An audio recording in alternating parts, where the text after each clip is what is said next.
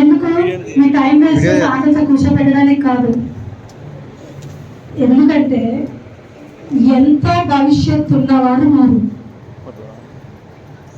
ఎంతో భవిష్యత్తు ముందర ఉన్న మీలాంటి వాళ్ళని మేము కాస్త అవేర్నెస్ ఇచ్చి డ్రగ్ అబ్యూస్ గురించి చెప్పగలిగితే, ఇది కూడా మా ఆలోచన కాదు, మా హైకోర్టు వారి ఆదేశానుసారం మీ డ్రగ్ అబ్యూస్ మీద అవేర్నెస్ కల్పించమంటే మేము వచ్చాము ఈరోజు.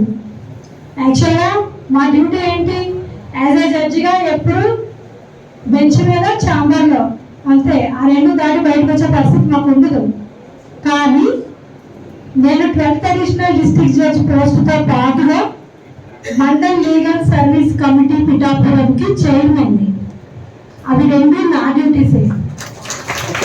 సో ఆ చైర్మన్ హోదాలో నేనేంటంటే నాకు స్పెషల్ పవర్స్ ఉంటాయి, సొసైటీ కోసం ఆలోచించడానికి అధికారం ఉంటుంది, సొసైటీ కోసం మంచి చేయడానికి ఆస్కారం ఉంటుంది.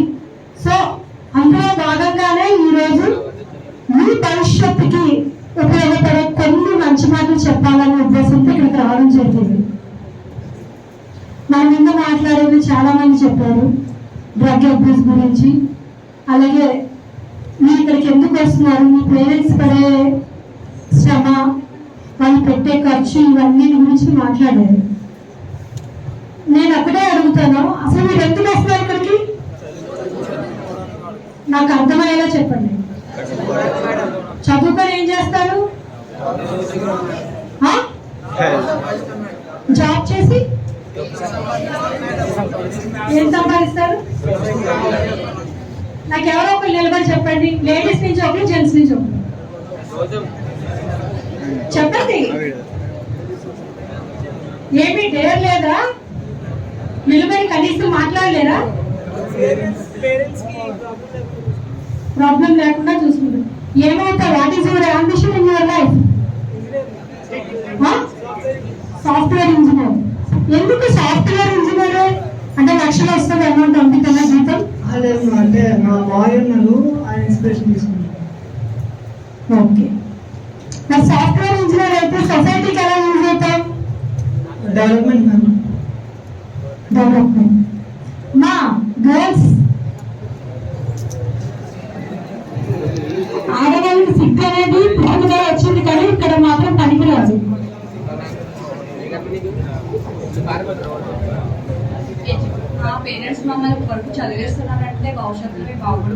అది వాళ్ళ ధర్మం కదా, మిమ్మల్ని భూమికి వచ్చారు కాబట్టి చదివిస్తున్నారు. తర్వాత మేము బాగుంటే వాళ్ళని కూడా బాగా చూసుకుంటాం, వాళ్ళ ఆనందంతో ఉంటారు కదా. మమ్మీ సెటిల్ అయ్యామంటే వాళ్ళు కొంచెం సంతోషంగా ఉంటారు. మేము చదివించాం, వాళ్ళు సెటిల్ అయ్యారు అని ఒక ఆనందం కోసం మేము ఖచ్చితంగా సెటిల్ అవ్వాలి. మేము వాళ్ళ కళలో కనిపించే ఆనందం చూస్తే చాలా అనుకుంటాం. సినిమా బాగా చూస్తారా?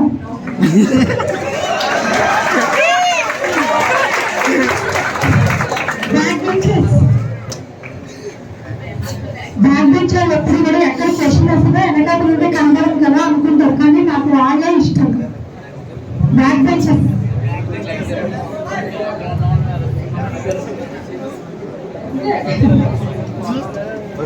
మాట్లాడండి అమ్మా. ఇలా నన్ను చూసి భయపడడానికి ఏం లేదు, ఇక్కడ మీ ప్రిన్సిపల్ వాళ్ళు చూసి భయపడడానికి ఏం లేదు. ఇది ఒక ఫ్రెండ్లీ మీటింగ్ అంతే. మీతో జస్ట్ షేర్ చేసుకోవడానికి వచ్చాను నా వ్యూస్ లో. మిమ్మల్ని ఎవరిని హక్ చేయాలనేది నా ఉద్దేశం అయితే కానే కాదు. సరే మాట్లాడండి. అమ్మాయిలు యాక్టివ్ గా ముందుకు రావాలి. మనమేమో స్పేస్ లోకి వెళ్ళిపోతున్నామో, ఏమేమో చేస్తున్నామో, ఇంకా సిగ్గుపడితే వెళ్ళడం. నన్ను చూసారా, నేను ఒకప్పుడు మీలాగే కొన్ని ఇయర్స్ బ్యాక్ స్టూడెంట్, నేనే భయపడుతూ కూర్చున్న మనిషిని. బట్ ఈ రోజు గవర్నమెంట్ వెళ్ళి నిలబడి మాట్లాడాలంటే చచ్చినట్టు నిలబడి మాట్లాడాల్సి వస్తుంది. ఇక వీళ్ళందరూ అడ్వకేట్స్ అందరూ నా ముందు నిలబడి మాట్లాడాలి, తెల్లవారు వేస్తే ఆర్గ్యుమెంట్ చెప్పాలి. కొన్ని సందర్భాల్లో వాళ్ళు కూడా మీరు మాట్లాడొద్దని ఆపే పరిస్థితి ఉంటుంది మాకు. ఇటు సైడ్ నుంచి ఎలా చెప్తారమ్మా బ్యాక్ బెంచెస్? నాకు అట్లీస్ట్ ఒక 5 మెంబర్స్ నుంచి వ్యూస్ కావాలి. మీరు ఏం అవ్వాలనుకున్నారు, ఎందుకు అవ్వాలనుకుంటున్నారు?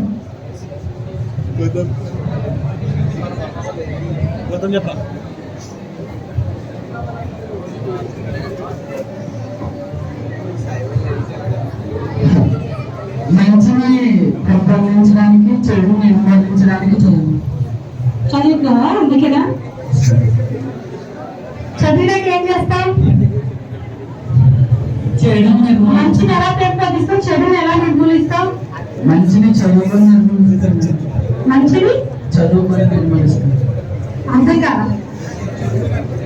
అందరిలా కాకుండా కొంచెం ఏంటి సార్ బాగా సిగ్గుపడుతున్నారు స్టూడెంట్స్ అందరూ?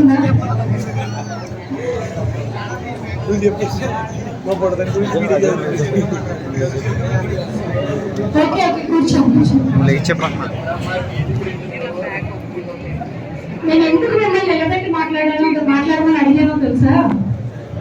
ఏ ఒక్కరైనా సరే మేము చదువుకుంటుంది పలానా ఉద్దేశంతో, మేము పలానా పని చేయాలనుకుంటున్నాము, ఈ పని ద్వారా మేము సొసైటీకి ఇది చేస్తామని ఒక్కరైనా చెప్తారేమో అని ఆశపడుతున్నాను ఇంతకు నుంచి. ప్రతి ఒక్కరికి స్వార్థమేనా? మనం ఎప్పుడు స్వార్థపరమే, 100% స్వార్థం ఉండాలి కూడా, కాదని నేను అన్ను. కానీ ఆ స్వార్థం అంతా ఆగిపోతే ఎలా? ఇప్పుడు నేను స్వార్థంగా నేను ఉండిపోయాను అనుకోండి, నేను ఈరోజు జిల్లా జడ్జిని అయ్యేదైనా ఎన్నో తగాదాలు నా ముందుకు వస్తే నేను పరిష్కరించే పరిస్థితి నాకు ఉండేదా? అలాగే ఈరోజు మీ దగ్గరికి వచ్చి మిమ్మల్ని అవాయిడ్ చేయడానికి నేను ప్రయత్నించే పరిస్థితి ఉండేదా? ఎప్పుడు నేను నా కుటుంబం నేను ఎదిగితే చాలు, నాతో ఆగిపోతే చాలు, ఇది కాదు. మనం మేడలు కట్టుకున్నామా, పెద్దగా ఎదిగిపోయామా, నా తల్లికి బంగారం ఇచ్చామా, అది కాదు. మన ఎదుగుదల ఎలా ఉండాలి అంటే మనతో పాటు మన చుట్టూ ఉన్న వాళ్ళు సంతోషం పడాలి. మన ఫ్యామిలీ ఎదుగుదలతో పాటు మనం సొసైటీ ఎదుగుదలకు కూడా కారణం అవ్వాలి. అది ఎప్పుడు జరుగుతుంది? స్టూడెంట్ లైఫ్ లో మనము ఒక డెసిషన్ తీసుకోవాలి. మీకు తెలుసా, నేను స్కూల్లోనే నా లైఫ్ నేను డిసైడ్ చేసుకున్నా. నేను పెద్ద అయితే ఇలా ఎదగాలి, ఇలా చదువుకోవాలి, మంచి పొజిషన్ లో ఉండాలి, నా ఫ్యామిలీకి అంతే ఉన్నతమైన స్థితి ఇవ్వాలి. నేను చెప్తే జనాలు వినే పరిస్థితిలో నేను ఒక పోస్ట్ లో ఉండాలి. ఎప్పుడో బీజం పడింది దానికి, ఎప్పుడో వేస్తున్నా, అది ఎప్పటికీ మొలకే చెప్తే ఇక్కడికి వచ్చి నిలబడింది. సో స్టూడెంట్ లైఫ్ అనేది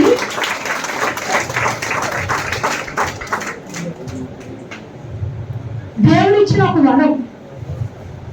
ప్రతి మనిషి కూడా తన లైఫ్ ని అద్భుతంగా షేప్ చేసుకోవడానికి నిర్ణయించుకునే అద్భుత సమయం.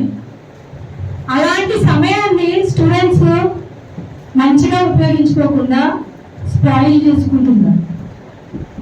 కెరియర్లో ఎంత ఎదిగి మంచి భవిష్యత్తు చూడాల్సిన వాళ్ళందరూ కూడా క్రిమినల్స్ గా మారుతున్నారు. ఎందుకు పనికిరాని వాళ్ళగా మిగిలిపోతున్నారు. మీకు తెలుసా, మీ ఫ్యామిలీస్ లో చాలా మంది కనీసం తినడానికి తిండి లేని వాళ్ళు ఉంటారు, మిడిల్ క్లాస్ వాళ్ళు ఉంటారు, కొంతమంది రిచ్ ఉంటారు, 3 వర్గాల వాళ్ళు ఉంటారు. ఏమీ లేనివాడు నేను ఏమైపోయినా పర్వాలేదు రిక్షా పట్టుకున్నాడు. మీ మధ్య ఎక్కువ చూస్తున్నాం మన యూట్యూబ్స్ లో అన్నింటిలో. ఒక రిక్షా నడుపుకునేవాడు కూతురు కలెక్టర్ వేసి కొడుకు అదని పలానా చూస్తున్నాం కదా. అప్పుడు మనకి ఏమనిపిస్తుంది? కాస్త బాడీలో ఏదో అనిపిస్తుంది కదా, ఇంత స్థితి నుంచి అంత చదివించాడా కొడుకుని, గ్రేట్ కదా. ఆ పర్సన్ కూడా ఎంత గ్రేట్, బాగా చదువుకోబట్టే కదా ఈరోజు పొజిషన్కి వచ్చారు అని. సో మనం కూడా అలా అవ్వాలా లేదా? అవ్వాలి అన్న నీరసమే చెప్తుంది. మీరు అవ్వాలి, స్ట్రెంగ్త్ ఉండాలి వాయిస్ లో. మీరు అవ్వాలి అనేది మీ వాయిస్ లో కనపడాలి. అవ్వాలి ఎట్టి పరిస్థితులు. ఎందుకంటే మనము మన కంట్రీ డెవలప్మెంట్ కోసం మనం ఉపయోగపడాలి అంటే మనం మంచిగా చదువుకోవాలి, మంచి మంచి పోస్టులు చేయాలి. ఆ పోస్టులు నిర్వర్తించే సమయంలో మన సేవల్ని ప్రజలకు అందిస్తూ మనం ఇంప్రూవ్ చేసుకోవాలి కదా మన కంట్రీని. మనం ఏం చేస్తాం? సింపుల్ గా ఇక్కడ చదువుకుంటాము, ఫారెన్ వెళ్తాము, అక్కడ వాళ్ళ డబ్బు సంపాదించుకొని ఫ్యామిలీ డబ్బులు పంపిస్తే మనం అక్కడ సెటిల్ అక్కడ డెవలప్మెంట్ చేస్తాం. అంటే మన స్వార్థం కాదు ఇదంతా. నేను ఎదగొద్దు అని చెప్పను, కానీ మన ఎదుగుదల ముందు మన కంట్రీకి ఉపయోగపడిన తర్వాత తక్కువకు వాడితే బాగుంటుంది. అలాగే మన కుటుంబాన్ని బాగు చేసుకుంటూ మన చుట్టూ ఉన్న వాళ్ళ అభివృద్ధికి కూడా మనం ఉపయోగపడాలి.